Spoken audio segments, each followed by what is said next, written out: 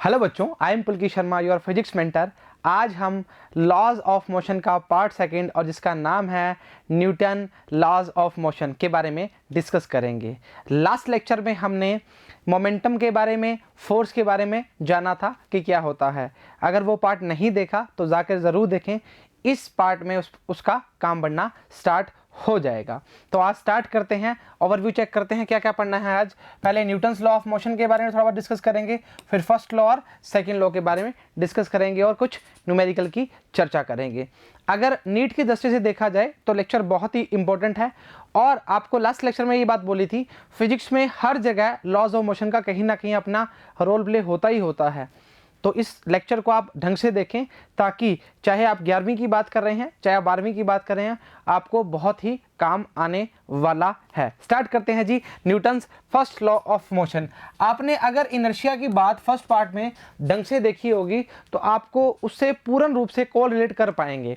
ठीक है, मैंने आपको वहाँ बोला था कि हम एक ऐसी टर्म का यूज़ करेंगे सेकंड पार्ट में, मतलब न्यूटन्स लॉ में, जो आपको सारी आपकी ज़िंदगी बदल देगी। वो कैसे? जैसे हमने रेस्ट की बात करी थी, हमने मोशन की बात करी थी और हमने डायरेक्शन की बात करी थी। अब तीनों बातों में हम क्या जोड़ देंगे? फोर्स जोड़ देंगे। कैसे जोड़ेंगे? जैसे मान लो कोई बॉडी रेस्ट पर है, आपने उसको फोर्स लगाया, वो बॉडी किस में हो जाएगी? मोशन में हो जाएगी। अगर बॉडी कोई मोशन में है, आपने फिर फोर्स लगा दिया, वो क्या हो जाएगी? रेस्ट में हो जाएगी। अगर बॉडी मान लो स्ट्रेट लाइन में चल रही है, आपने उसको इस साइड धक्का लगा दिया तो शायद उसका पाथ चेंज है, मतलब डायरेक्शन चेंज हो जाएगी। तो फोर्स का बहुत ज़्यादा रोल प्ले है आज। तो आज हम बात करनी स्टार्ट करते हैं फर्स्ट लॉ से। आइए ज़रा। This law state that everybody continues in its state of rest और uniform motion in a straight line unless it is compelled by some external force to change that state.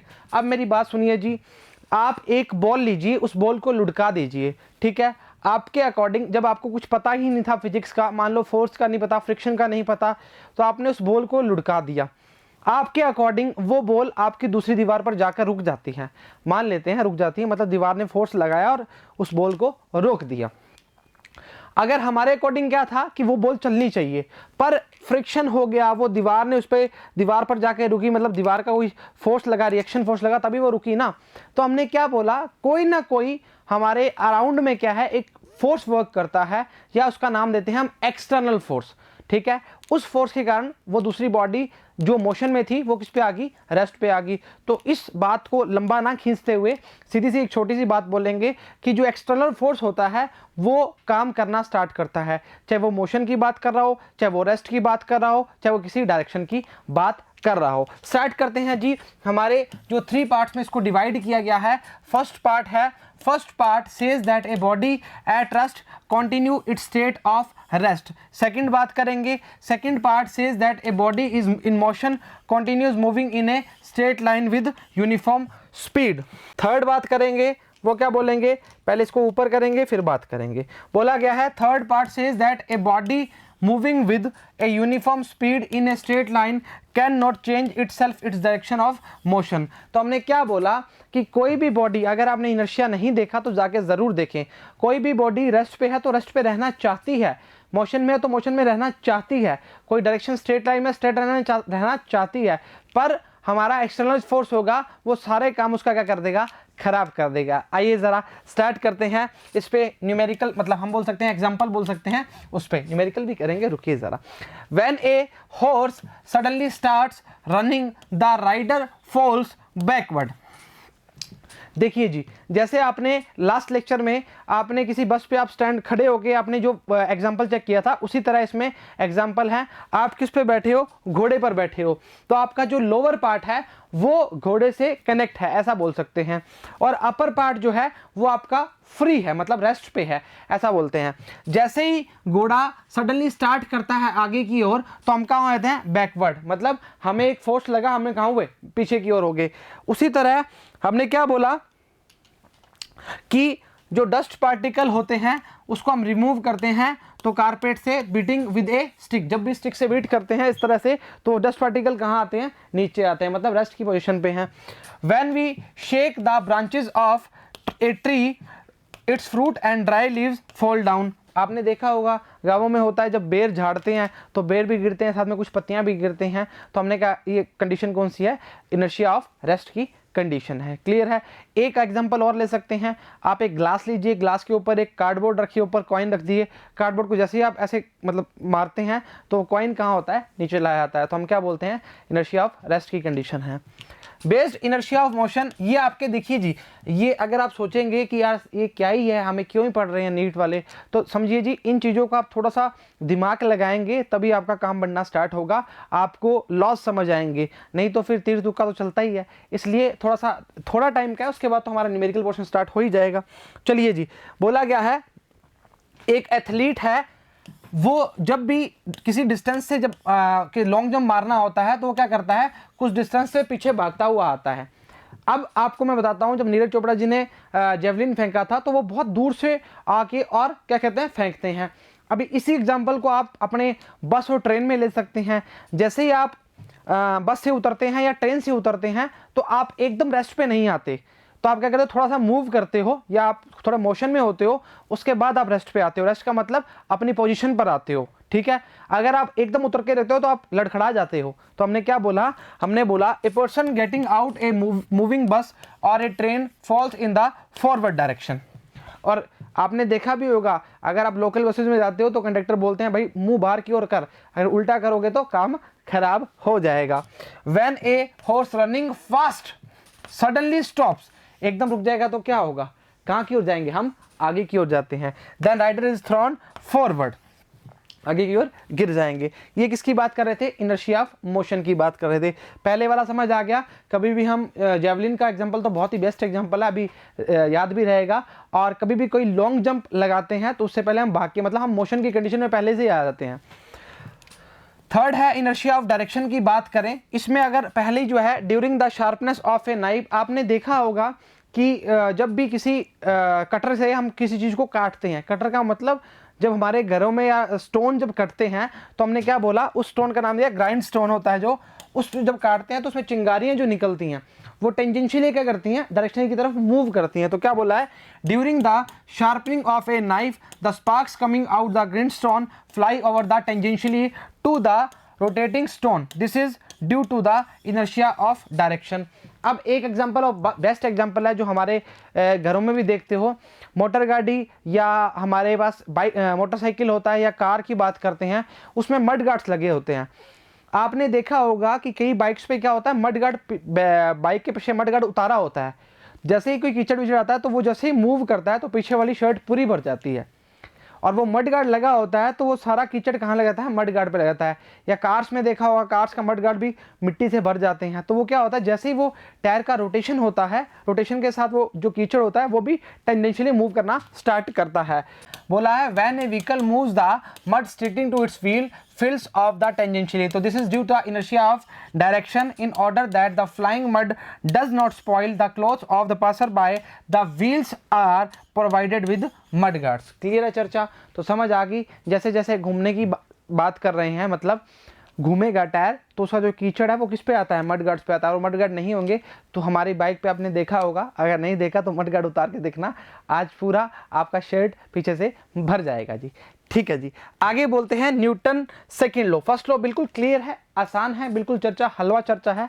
आपने inertia of motion की बात अगर देखी होगी, rest की देखी होगी, डायरेक्शन की देखी होगी, तो मेरे हिसाब से आपको किसी प्रकार की कोई प्रॉब्लम नहीं आएगी। और वहाँ भी बोल दिया गया था, अगर ये देखोगे तो फर्स्ट लॉ में बहुत हेल्प मिलने वाली है जी।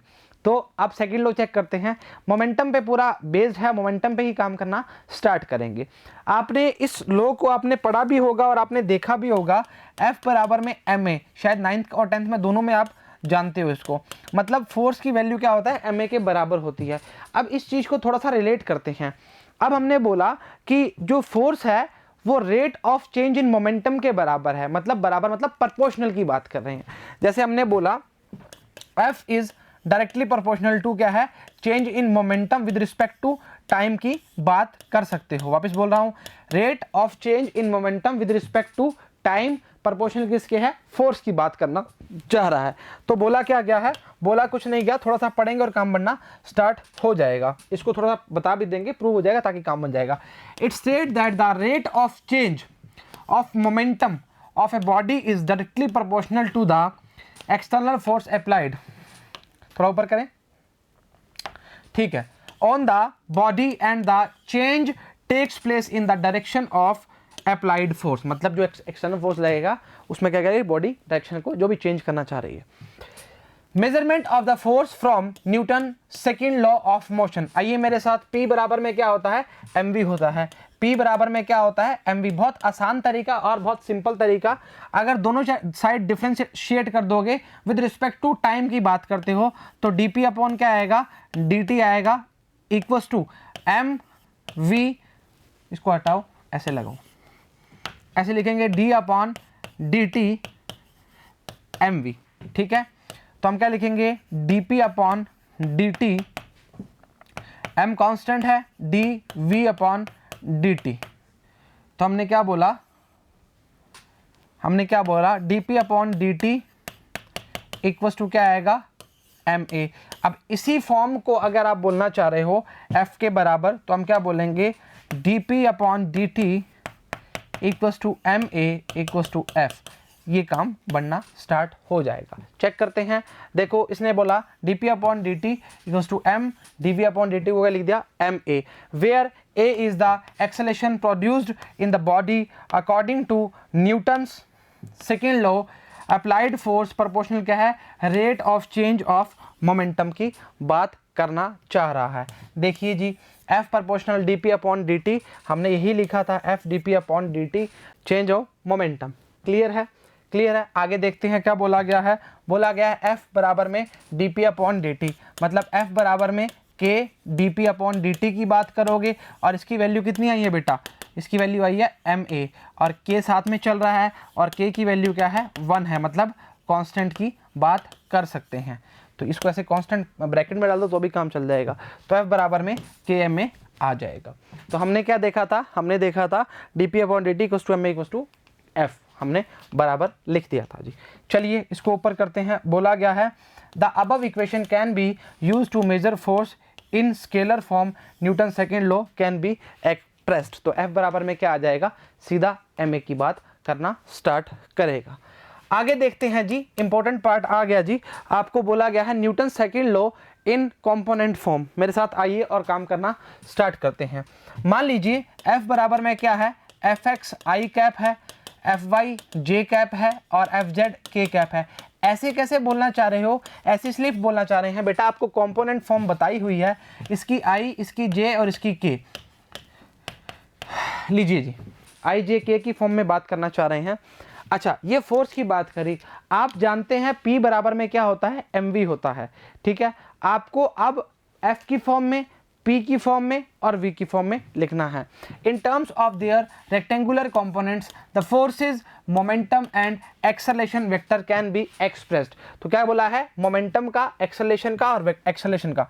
मोमेंटम की बात करेंगे, सॉरी P की बात करेंगे, हटाओ इसको, मास में काहे लिख रहे हो। P इक्वल्स टू क्या आएगा, px i cap, py j cap और pz k कैप, ठीक है।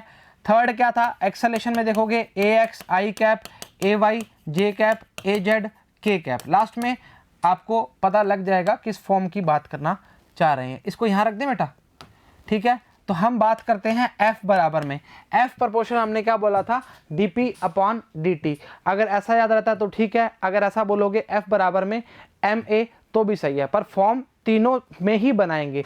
मतलब कैसे बना सकते हो आप, बनाओगे अगर मान लो आप dpx अपॉन dt की बात कर रहे हो इन x फॉर्म की, तो बराबर में क्या लिखोगे, max, हाँ या ना, हाँ या ना। वापिस बोल रहा हूँ, i का i से, j का j से, k का k से, तीनों को कंपेयर करोगे। कहने का मतलब i का i से रिलेशन, j का j से रिलेशन, k का k से रिलेशन। चेक करें इस फॉर्म को, f dp upon dt equals to ma, ये बात हमने लिख दी थी पहले भी और अभी भी लिख रहे हैं। तो हमने बोला fx di upon fyj fj k, d upon dt pxi pyj pz k, maxi ayj az k।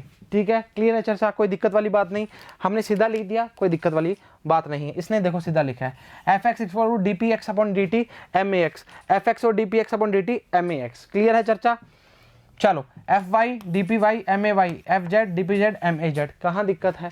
आई का आई से, वाई का जे का जे से, के का के से, खत्म कहानी। इक्वेटिंग कर रहा है components along the 3 coordinate axis. अब देखिए जी, ये थोड़ा सा काम आता है, ध्यान रखना जी, एक्स वाई जेड की फॉर्म ध्यान रखना। वैसे मेरे हिसाब से आई जे के में आप बहुत ज़्यादा फैमिलियर हो चुके हो, वेक्टर आपको आते हैं, अगर नहीं आते तो लेक्चर्स जाके देखें। इतनी आसान फॉर्म में और इतने तरीके से समझाया विद न्यूमेरिकल, आपका कुछ भी प्रॉब्लम नहीं आएगा, ये गारंटी है, ठीक है। चलिए, the above 3 equations express Newton law in components form, तीनों मतलब ये फर्स्ट, सेकंड और थर्ड की बात करना चाह रहे हैं। क्लियर है चर्चा? क्लियर है चर्चा? हाँ जी। एग्जाम्पल पहला क्या है, आइए क्या बोला जा रहा है। एक कार है, मास है 1000 किलो, वेलोसिटी है 10। Okay okay okay, forward force जो है वो है हमारा इतना, कितना इतना, इतना कितना सर बोलिए ना। अरे बेटा 1000 फॉरवर्ड लगा रहा है और due to the engine retarding जो फोर्स लग रहा है 500, हमारा एफ नेट जो आएगा वो आएगा इतना, कितना 500 आएगा रे, क्यों परेशान किया है। अच्छा, what will be the its velocity after 10 second. बीच में अंग्रेजी, बीच में हिंदी, काहे की बिंदी, अरे आओ रे। अच्छा क्या मांगते हो हमसे? वी मांगते हो? चलो निकालते हैं वी। अरे सर ऐसे तो वी नहीं निकलेगा। चलो करें स्टार्ट। चलो मेरी चर्चाओं में बनाओ ट्विस्ट। ए निकालो पहले तो, एफ बराबर F upon M, sorry F कितना है, एफ तो आया सर 500, और बताओ एम कितना आया 1000, 2 कटा 1/2 आया, मीटर पर सेकंड स्क्वायर लगा देना, आपकी चर्चा है, कोई दिक्कत नहीं। अब पूछ रहे हैं वी, ओहो V equal to U plus H E, ऊपर करें थोड़ा सा, u कितना है 10, a कितना है 1/2, t कितना है 10, काटा काटा 5, 15 मीटर पर सेकंड की बात करेगा, बिल्कुल करेगा। अगर हमने करी है तो वो क्यों नहीं करेगा। देखो 1000 आगे लग रहा था, 500 पीछे लग रहा था, 500 नेट आ जाएगा, ठीक है बात। चलो अगला देखते हैं। एक bullet of mass 0.04 kilogram moving with speed और 90 enters a heavy wooden block and stopped after a distance of 60 centimetre. ओहो हो, सेंटीमीटर में देती है, कोई नहीं, परेशान काहे हो रहे हो। What is the average resistive force exerted by the block and the bullet on the bullet, sorry गोली, बुलेट वो वाली दुख दुख वाली बुलेट नहीं है, दूसरी बुलेट है गोली वाली। गोली आए, कुछ भी आए, लकड़ी में घुसे, वुडन ब्लॉक की बात कर रहा है अभी तो, लोहे में घुसे, दीवार में घुसे, ट्रक में घुसे, कार में घुसे, आपको ध्यान रखना है उसकी डिस्टेंस आगे क्या क्या काम करना स्टार्ट कर रहा है, कितनी डिस्टेंस कवर की है, उसके बाद स्टॉप्ड होगी तो v 0 हो जाएगा, कहानी खत्म आ गई। चलो इसमें क्या कह रहा है, उसने बोला है वो स्टॉप्ड होगी, मतलब फाइनल वेलोसिटी क्या हो गई 0 हो गई, मतलब v बराबर में 0। चलो पूछा क्या है ये समझाओ, फोर्स पूछा है, करना स्टार्ट करें क्या, पहले वैल्यूज तो लिख लें, इतनी काहे जल्दी कर रहे हो। 0.04 किलोग्राम है ना, किलोग्राम, और स्पीड जो है u मतलब बोल रहा है 90, और डिस्टेंस जो है वो है 0.60 मीटर लिख दूं, परेशान थोड़ी हो बेटा, 60/100 लिखेंगे, कहानी खत्म, खेल खत्म। चलो ठीक बात। अब चाहिए क्या हमें, हमें चाहिए फोर्स, मतलब फोर्स के लिए हमें a मांगता है, a के लिए हमें क्या मांगता है, इक्वेशन मांगता है v² = u² + 2as, खत्म कहानी। v 0 है मतलब -u² की बात करोगे, अपॉन में 2s की बात करोगे, बराबर में a की बात करोगे। अरे हाँ रे लाला क्यों परेशान हो रहा है, u कितना है -90 × 90, आराम से काटना, कोई परेशानी ना हो जाए। 2s कितना है 0.60 है, परेशान थोड़ी हो, नहीं होना चाहिए, परेशानी नहीं करनी चाहिए। ओहो ए लगाओ रे, माइनस बार घूम रहा है, ध्यान रखना, भूल जाए तो याद रखना। 90 × 90 × 100, ऐसे कैसे 100, अरे पॉइंट हटाओगे तो 100 ही आएगा, और क्या आएगा 0 0 2 50 3, नहीं काहे ऐसे कर रहे हो, 3 काहे लगा रहे हो उसमें, इसमें लगाओ 3 दूनी 6, 3 3 9, ठीक है। और कट रहा है क्या, कट रहा है ना यार, ये कितना आएगा 25 आएगा, 25 थी अब 75, अरे नहीं 9 थी 27, 270 × 25, 25 आता है 125, 12 25 2 50, 50 और 12, 1 मिनट को 25 25 ठीक है, 5 31 6 12 13, अरे क्या कर रहे हो रे यार, कितना आएगा देखो ना, 25 5 125 है ना, 25 ठीक है 150 175 0, 5 लगा 17 आया, 25 दूना 50, 17, 6750 आ रहा भाई, 6750, वो भी माइनस का, माइनस नहीं बोलना, -6750। ओह क्या बात क्या बात क्या बात। अच्छा ए आ गया, रिटार्डिंग फोर्स तो आसान चीज है, F बराबर एम ए लिख दो। अच्छा सर एम कितना था हमें पता नहीं यार, अरे इधर देख लो ना कितना था, 0.04। नकल तुम भी तो मारते हो, हमने आज मार ली तो क्या हो गया, कितना आएगा, कितना आएगा इसका आंसर, 270 न्यूटन। कितने आदमी थे भाई, 270 न्यूटन, ठीक है। 0.04 इतना विश्वास नहीं है इस पर हमें, हाँ सही बात है, काहे दिक्कत कर रहे हो। क्लियर है चाचा, कोई दिक्कत फोर्स, ओह दिक्कत फोर्स क्या, दिक्कत परेशानी तो नहीं, चलो ठीक बात है। चलो अगला देखते हैं। एक force of 72 dyne, oh CGS is inclined to a horizontal at angle of 60 degree. अब देखो हम कनाडा की तरह बोले हैं, अच्छा 60 डिग्री है, 72 डाइन है, बोल रहा है find the acceleration in A mass of 9g which moves in A horizontal direction. अरे बिल्कुल ही लल्लू क्वेश्चन है, देखिए आओ दिखाएंगे, पहले फिर काम करना स्टार्ट करते हैं। ये मान लो 72 की बात कर रहा है, अगर एंगल 60 डिग्री बन रहा है तो ये बनेगा एफ एक्स की बात करेंगे तो एफ कॉस 60 डिग्री, कहानी खत्म, खेल खत्म। अरे बेटा काहे परेशान हो रहे हो, एफ एक्स बराबर में क्या आएगा, F cos 60 degree, F sine 60 degree, but हमें क्या बोल रहा है, हॉरिजेंटल, बस वर्टिकल से मतलब ही नहीं है, परेशान होना ही नहीं। तो हम बोलेंगे एफ एक्स बराबर में, एफ कितना दिया हुआ है रे, 72 दिया हुआ है, हमने ऊपर देखा नहीं, माफ कीजिएगा, और cos 60 होता है 1/2, मतलब इरेजर से पढ़ाने की इरादा है क्या, 36 गुना 72 होता है ना मीटर पर, अरे मीटर कहाँ लगा रहे हो, न्यूटन लगा दो, कहानी खत्म करो। पूछा क्या है, विच मूव्स इज, आसान चीज है, एक्सेलरेशन पूछा, एफ बराबर एम ए रख दो यार। ओहो ओहो ओहो क्या पूछा है, which find the acceleration,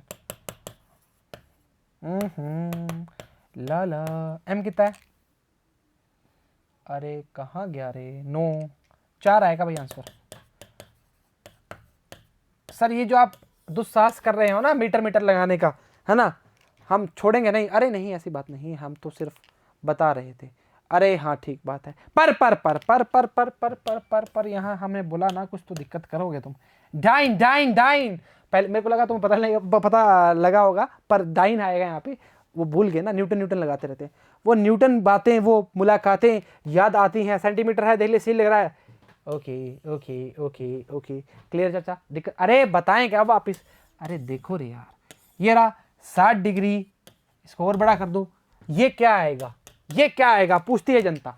F x में बात करना चाह रहे हो, एफ कॉस थीटा, अरे सही बात सर, एफ साइन थीटा, सही बात, बिल्कुल करेक्ट है बात, आप बिल्कुल सही हो, मानते हो, मानना पड़ेगा। चलो ठीक बात है, अगला क्वेश्चन। एक scooterist moving with a speed of 36 kilometre per hour sees a child standing in the middle of the road, he applies, इसको थोड़ा बड़ा कर दो रे यार, he applies the brakes and brings the scooter to rest, v बराबर में 0 कह दिया। चलो इन 5 सेकेंड, t बराबर 5 सेकेंड, बढ़िया काम किया भाई। In time to save child calculate the average retarding force on the vehicle if mass of the vehicle and driver is 300 kilo, बहुत भारी काम है। ला ला ला ला 300 किलो, यू कितना है, स्पीड कितना है, अरे यार 10 लिख दो सीधा, ऐसे क्यों लिख रहे हो, क्या हक है लिखने का, अरे कोई हक नहीं है, हक वाले हक अदा नहीं करते। अरे क्या बात क्या बात, अरे बेटा मीटर पर सेकंड में चेंज किया और क्या किया। अच्छा टी कितना है,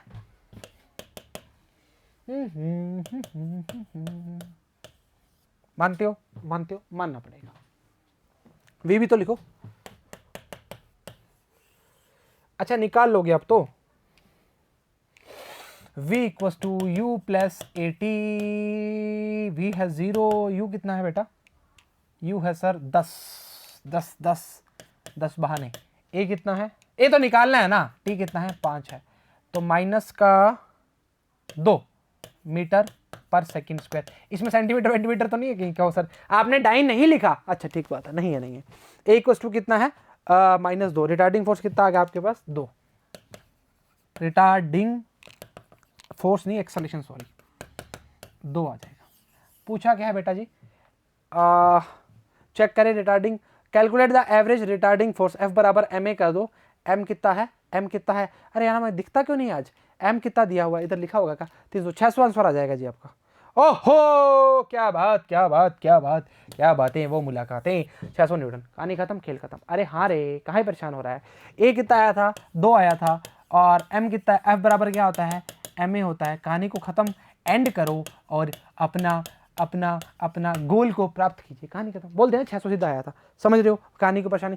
अरे न्यूमेरिकल का मतलब होता है न्यूमेरिकल, उसको न्यूमेरिकल की वजह से लो, काम बनना स्टार्ट हो जाएगा। परेशानी करोगे तो दिक्कत करेगा, आराम से चिल होके करो, चिल एकदम, ऐसा नहीं कि बर्फ रख लो दिमाग में, सर ठंडा कर रहे हैं, आराम से, आराम फ्री माइंड होके, बिल्कुल दूर की परेशानियां छोड़कर आराम से, बिल्कुल तरीके से, हाँ ऐसा लगेगा तो ऐसा होगा, ऐसा लगेगा तो ऐसा होगा, है ना, ठीक है, चलो ठीक बात है, करें आगे स्टार्ट, कोई दिक्कत परेशानी दुविधा नहीं।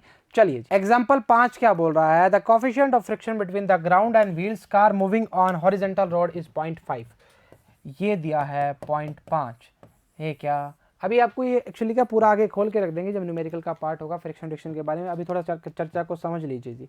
स्टार्ट कहाँ से करता है, रेस्ट से करता है, u बराबर कितना है 0 0, okay, what is the minimum distance in which can acquire speed कितना है 72, v कितना दिया है 72, 5/18 कीजिए, चर्चाओं को आगे ना बढ़ाइए, 4 से काटिए और 20 लिखिए, मीटर पर सेकंड में काम करना स्टार्ट कीजिए। ऊपर लिख दिया, कोई दिक्कत परेशानी दुविधा नहीं होनी चाहिए।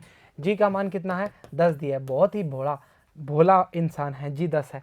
चलिए एक काम कीजिए जी, आपको बताते हैं, F/r इक्वल टू होता है म्यू, ठीक है। अच्छा, फोर्स जब फ्रिक्शन को बैलेंस करना स्टार्ट कर देता है, वो स्टैटिक फ्रिक्शन की बात करेंगे, पर उसके लिए थोड़ा रुकना पड़ेगा। चलो ठीक बात है, इसको बोलेंगे ma/mg इक्वल टू म्यू। हो सर अपने आप से करे जा रहे हो, बता ही नहीं रहे, कुछ बता रहे हैं। ए इक्वल टू क्या आएगा, म्यू जी आएगा। सुनिए जी, एक ब्लॉक है इस तरह का, इस ब्लॉक का जो आर है रिजल्टेंट है वो mg को बैलेंस करता है, मतलब इसको बोलते हैं वेट mg, है ना।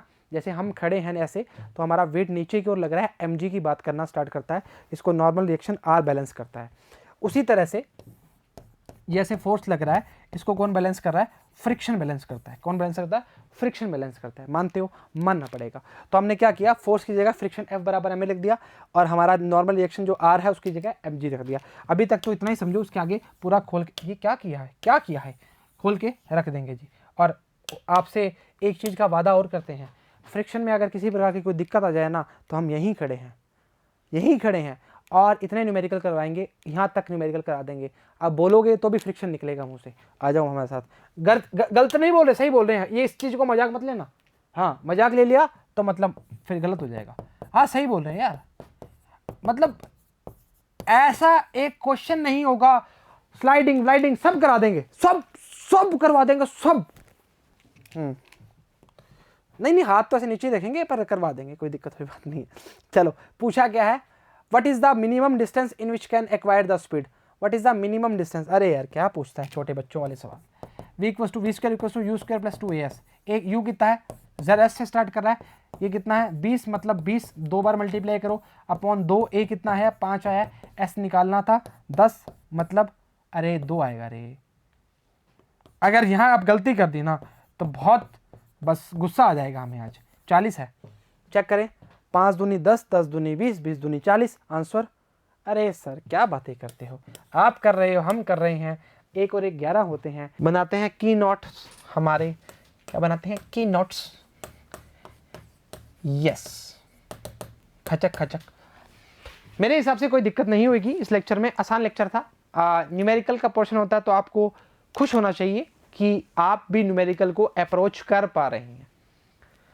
देखिए जी, आज छोटी सी बात करते हैं आपसे, अगर आप न्यूमेरिकल पे अपना हाथ बना लेंगे तो समझिए आप नीट को क्रैक कर चुके हैं, कर नहीं रहे, कर चुके हैं।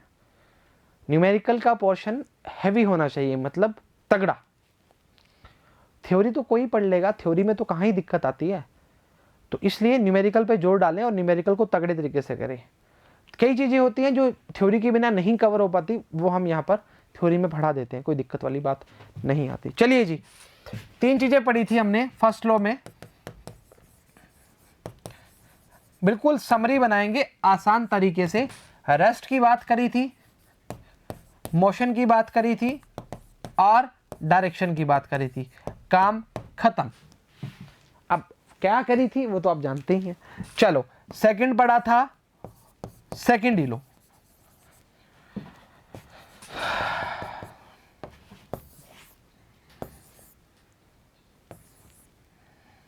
इतना गंदा लिखते हैं, अरे अब देखो इससे बढ़िया कि हमारी राइटिंग कोई बना ही नहीं सकता। सेकंड लॉ में क्या पढ़ा था, F बराबर में ma बना था, या क्या लिखा था, गाना गाओगे, फोर्स प्रोपोर्शनल क्या है, चेंज इन मोमेंटम, या इसको लिखते थे एक्सटर्नल फोर्स। ठीक है, ठीक है, या rate of change in momentum की बात कर सकते हैं, उसमें कोई परेशानी वाली बात नहीं है। F इक्वल टू dp/dt और P को mv रखा, या डिफ्रेंशिएट होके भी काम बन सकता है, F बराबर में dp/dt इक्वल टू ma। ये तीनों चीज़ें प्रूव की थी। और कंपोनेंट्स फॉर्म में भी बता देते हैं, हमें तो याद ही नहीं रहा, तुमने याद करवाया। चलो आओ ऊपर करो, अरे ये ऊपर ज़्यादा हो रहा।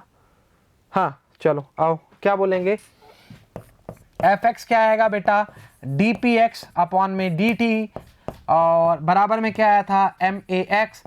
y में क्या लिखोगे, fy equal to dpy/dt equal to may। And z component की फॉर्म में क्या लिखोगे, fz equal to dpz/dt maz। खत्म कहानी इस लेक्चर की। और आपने नोट्स स्क्रीनशॉट मत लिया करो जी, लिखा करो, काम बढ़ना स्टार्ट हो जाएगा। बाकी आपकी इच्छा और श्रद्धा पे निर्भर करता है जी। चलो जी, आज के लिए इतना ही करेंगे। Thank you very much.